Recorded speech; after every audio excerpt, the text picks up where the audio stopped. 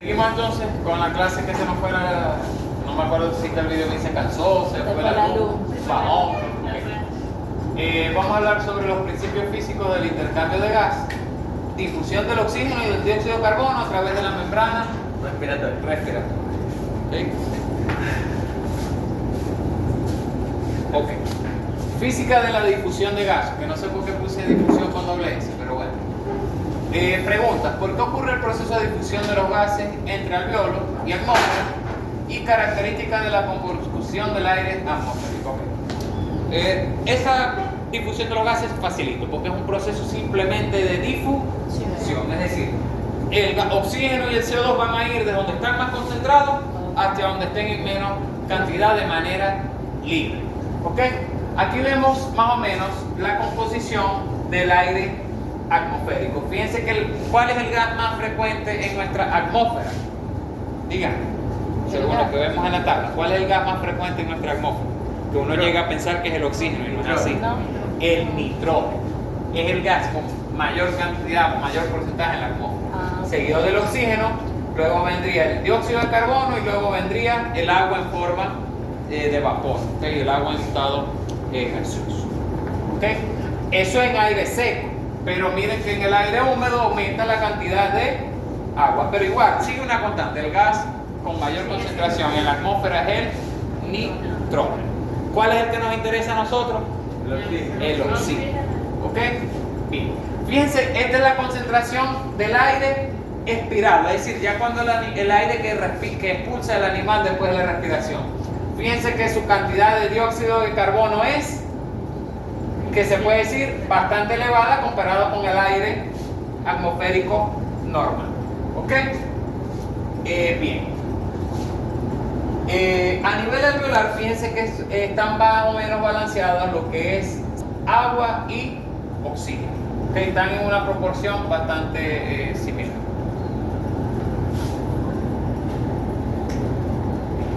Esa creo que es la imagen que pasó la semana pasada. A medida que va ocurriendo la respiración, va bajando las concentraciones de cierto aire. No es que todo el aire sale en un momento y tal. Eso va ocurriendo de manera paulatina. ¿Okay? Al igual que una administración de fármacos a través de vías respiratorias, eso se va absorbiendo de manera paulatina. No es que aspiró la anestesia y ya se quedó dormido. No ocurre de esa manera. ¿Okay?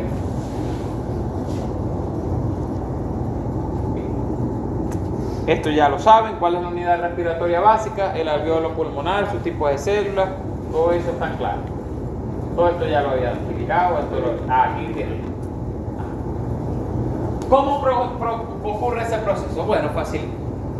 La sangre desoxigenada va con alta cantidad de dióxido de carbono. Como aquí hay mucho dióxido de carbono en la sangre, ¿para dónde pasa? Para el alveolo, porque hay menos cantidad. Y como en el alveolo hay mucha cantidad de hay mucha cantidad de oxígeno y hay menos en la sangre, ¿para dónde va el oxígeno? Hacia el glóbulo rojo de la sangre, o sea, va para la sangre. Ahorita vamos a explicar eso.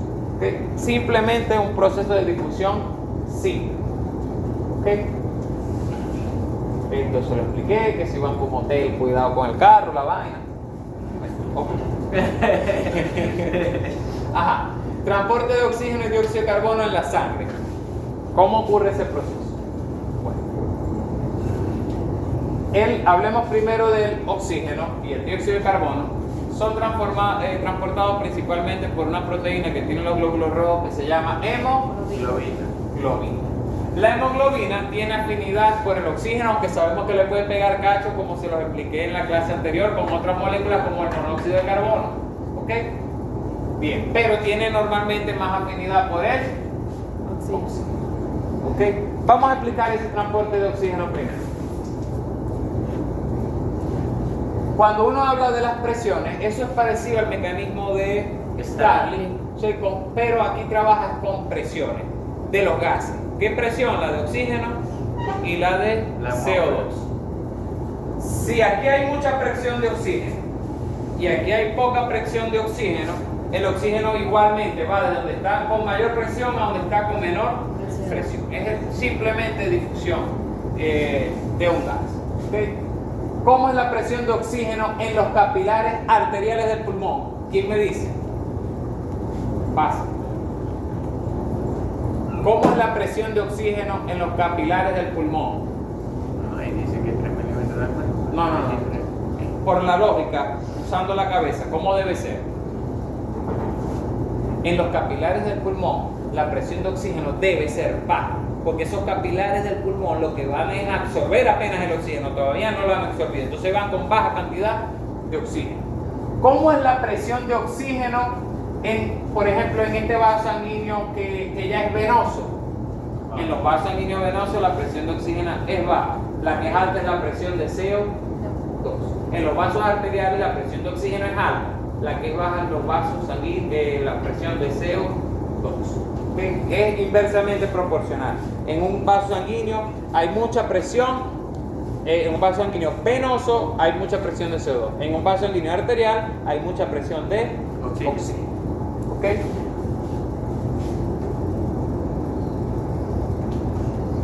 ¿Qué pasaría si en esta solución la presión de oxígeno en la sangre es 100 y la presión de oxígeno del alveolo es 100? ¿Qué pasa?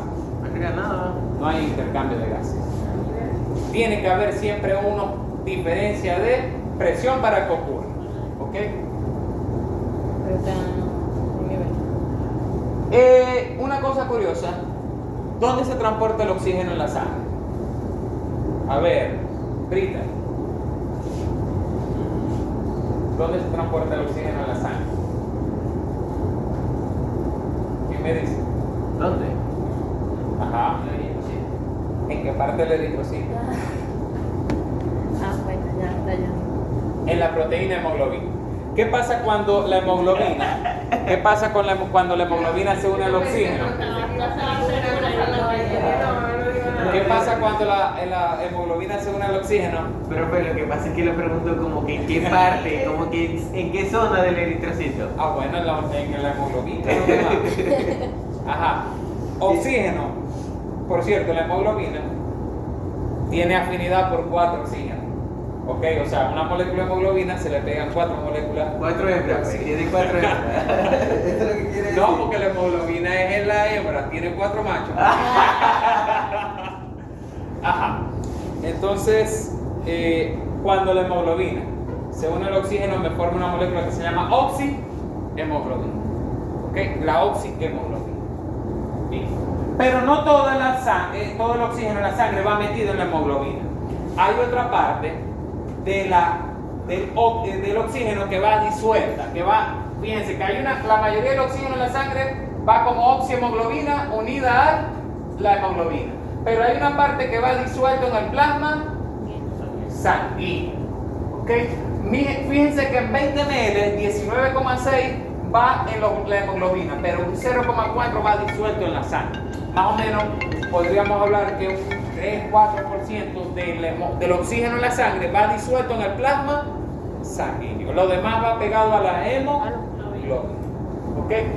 Pasa algo similar con el CO2. ¿A dónde se une el CO2? El CO2 también se une a la hemoglobina. ¿Qué pasa cuando el CO2 se une a la hemoglobina? Si este era oxihemoglobina, ¿cómo se llama el CO2 más hemoglobina? Dígame. Calé, a ver. No recuerdo el nombre. Carbamino hemoglobina. ¿Cómo? Carbamino hemoglobina. Casi que lo pego. Entonces, vamos aquí. Esto va para el examen. Sí. En el bloque 6 de bioquímica Ese es Gutiérrez. en el bloque 6 de bioquímica se explicó en su respectiva clase de metabolismo de los compuestos nitrogenados la estructura de la hemoglobina. Ajá. ¿Alguien es voluntario para explicarnos las biomoléculas que le van dando forma al grupo hemoglobina, al grupo hemo de la hemoglobina? Al grupo hemo. De la hemoglobina, porque la hemoglobina no es nada más el grupo hemo. El grupo hemo es una parte de la hemoglobina. O sea, usted no se va a hacer examen de la próstata cuando ya esté más grande. No sé. Se le puede morir de cáncer. Tienen que llevarlo. Ajá. La hemoglobina se forma porque hay una molécula que se llama glicina, que es un aminoácido que se une al succinil-CoA, muy parecido al succinil-CoA que hay en el ciclo de Krebs. Cuando una glicina y un succinil-CoA se unen, se forma una molécula que se llama ácido aminolebulínico. Dos moléculas de ácido aminolebulínico me forman unas moléculas que se llaman pirroles. Y cuatro pirroles, ¿okay? Cuatro moléculas de pirrol me forman un anillo, que es este que está acá, que se llama anillo de protoporfirina 9. Este anillo de protoporfirina 9, junto con el hierro, fíjense que el hierro está en el medio, me forma el grupo hemo de la hemoglobina. Y a este hierro se le unen cuatro moléculas de oxígeno. ¿Ok? Eso lo expliqué yo en bioquímica. Y aquí también puede ser que salga para el examen, pero puede ser que no. Que no salga mejor. Que Puede se ser pegó que ahí y hacer ese robotillo.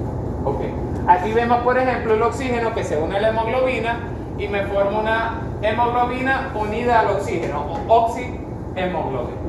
Y bueno, cuando llega la hemoglobina y el oxígeno se agarran de la mano, pero cuando llega la hemoglobina a un tejido que tiene muy poco oxígeno, como hay mucho oxígeno en la hemoglobina y poco en el tejido, Lo libera. aún sí, no es que lo libere, sino que se lo arranca el tejido por fuerzas de presión, por una fuerza de simplemente de difusión. Entonces la hemoglobina se le pega al oxígeno, pero cuando toca dejarlo ir, lo deja ir. ¿Ok? Bien. Entonces, cada molécula de hemoglobina tiene 4 subunidades y puede transportar 4 moléculas de oxígeno. ¿Ok?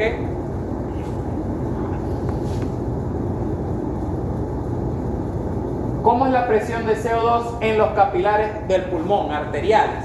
La presión de CO2 en los capilares arteriales del pulmón es baja. La presión en los capilares venosos del pulmón es alta. ¿Ok?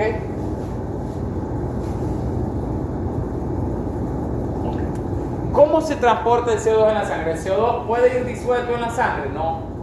Se tiene que unir a la hemoglobina. Pero en la hemoglobina nada más se va el 23% de CO2 en forma de una carbaminohemoglobina. ¿Cuánto me queda de CO2? El 77%. El 7% del CO2 va a ir disuelto, libre en el plasma sanguíneo. ¿Qué no entiende? No va a eso, ¿Qué pasa con el CO2? Que él no puede ir tan pegado a la hemoglobina, porque a la hemoglobina le gusta más el oxígeno que el CO2. Y si le va a pegar cacho, le pega cacho es con el monóxido de carbono, no con el dióxido de carbono. Entonces, 7 más 23, el 70% del CO2 del cuerpo no puede transportarse unido a la hemoglobina ni como CO2 libre, porque el CO2 tiene una cosa, que la molécula de CO2 tiende a bajar el pH. Entonces, si hay mucho CO2 libre en la sangre, el pH de la sangre disminuye. ¿Cuál es la estrategia que usa el cuerpo? Usa una enzima que se llama anhidrasa carbónica, que consiste en agarrar la molécula de CO2 y mezclarla con una molécula que está en gran cantidad en la sangre, que es el agua. Cuando uno agarra CO2 y agua, con la enzima anhidrasa carbónica se me transforma en una molécula que se llama anhídrido carbónico, que es H2CO3. Y el anhídrido carbónico es inestable, rápidamente se separa y se transforma en un hidrogenión y en una molécula que se llama HCO3, que es el bicarbonato. La mayoría del CO2 en la sangre va en forma de bicarbonato, porque el CO2 se transforma, gracias a la anhidrasa carbónica y el agua, en anhídrido carbónico, y el anhídrido carbónico se transforma en bicarbonato. Y cuando el bicarbonato quiera volver a ser CO2, se une a una molécula de hidrógeno y se transforma otra vez en H2O y en CO2. ¿Okay? Esa reacción puede ocurrir de una manera o de otra. ¿Okay? ¿Cómo se regula la respiración? ¿Quién regula la respiración? El centro de la respiración, ¿ok? Que está a nivel del hipotálamo. ¿Ok? ¿Cómo se regula? Bueno, hay quimiorreceptores que regulan la cantidad de oxígeno, la cantidad de CO2, así como cuando usted le dio COVID que lo llevaban para que le midieran la presión. Bueno, el cuerpo tiene eso automático, ¿ok? Y sin cobrar. Entonces, ese centro respiratorio puede activar la respiración para que haya un proceso de taquicardia, taquipnea, taquipnea. o bradipnea, que por cierto, el ganadero para donde vamos el viernes es muy preguntón. ¿Es muy preguntón o no es muy preguntón? Usted que fue para donde fuimos a hacer la castración de Carlos Chile. Sí. Es muy preguntón. Sí. Entonces le gusta preguntar y dejar en pena a los alumnos. Yo, adelante, porque eso es bueno que para que cubra. ¿Qué medicamento aplicó según la mancha de su camisa? Quimiorreceptores, ubicación y función. ¿Dónde están ubicados esos quimiorreceptores? Están ubicados a nivel del bulbo, en el tallo encefálico. ¿Qué importancia tienen esos quimiorreceptores? Bueno, que ellos simplemente constantemente están captando CO2, los niveles de oxígeno. Si falta esto, hacen esto. Si pasa tal, si no se murió. Una cosa, aquí yo le puse esto, porque si aumentan los niveles de CO2 en sangre, disminuye el pH sanguíneo, eso va a causar acidosis metabólica, que si eso no se corrige en el animal, Se murió. se murió. Exactamente. ¿Ok? Oigan el audio. Se murió. Ok. Los quimiorreceptores hay periféricos que están situados en los cuerpos carotídeos, ¿ok? Cerca de las carotas. Y los centrales se encuentran básicamente a nivel del tallo encefálico, ¿ok? Esta parte es súper sencilla. Ok. ¿Qué pasa ahí? ¿Por qué los niveles de presión de CO2 aumentan o disminuyen según el nivel de ejercicio del animal?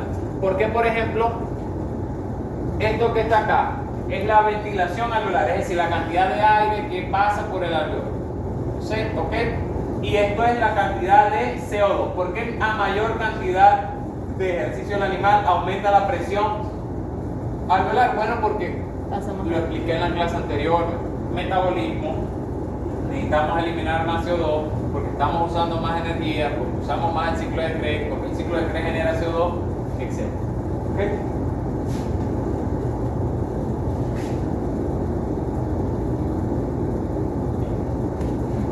Y esa es. Bueno, está bien explicado porque no todo el tiempo gana el chita yo. Bueno, a veces pasa, pero usted no sabe quién va a ganar. Ajá. Esa es toda la clase de Hoy. sistema respiratorio. Okay. Recuerden que ya les di la primera semana. ¿Para cuándo es la exposición de ustedes? Dentro de 15 días. Dentro de 15 días, exactamente. Y si la próxima semana, Pero 15 días hábiles. Te dijo así, 21 días hábiles. Y después bueno, 15 días hábiles. los domingos son hábiles. No. Ustedes se van